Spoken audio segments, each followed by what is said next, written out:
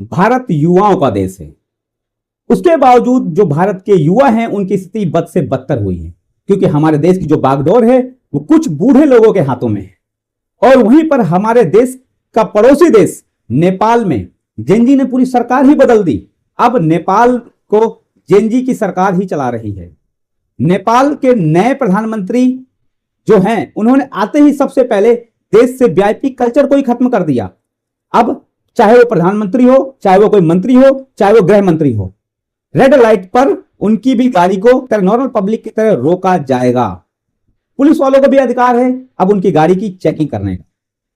दूसरा, किसी भी पॉलिटिशियन को अब बिजनेस क्लास में ट्रैवल करना अलाउ नहीं है। उसके बाद अगर बात करें तो प्रधानमंत्री ने यह भी घोषणा करी कि अब किसी भी सरकारी दफ्तर में प्रधानमंत्री की फोटो नहीं लगेगी।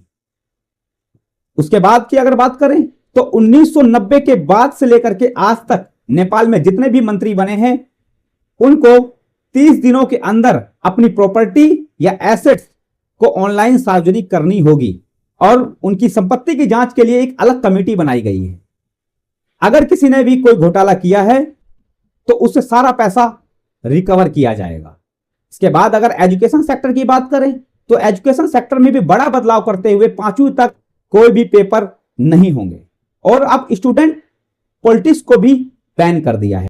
उसके बाद पासपोर्ट, लाइसेंस और अदर सर्विसेज जैसे को 100% डिजिटाइज कर दिया है। अब सरकारी दफ्तरों में लंबी लंबी लाइन लगाने की जरूरत नहीं है।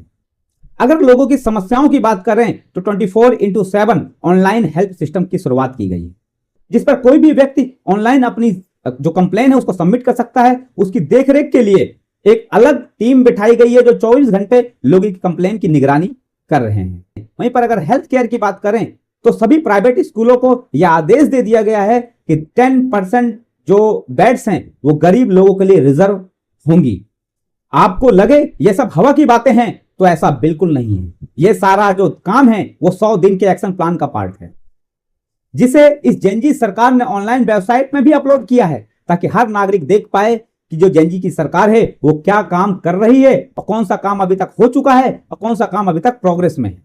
नेपाल ने प्रूव कर दिया है कि यंग और एजुकेटेड जो लोग हैं वो पूरा देश सुधारने की ताकत रखते हैं और अगर अच्छे दिन आएंगे तो हम जैसे युवा ही करेंगे।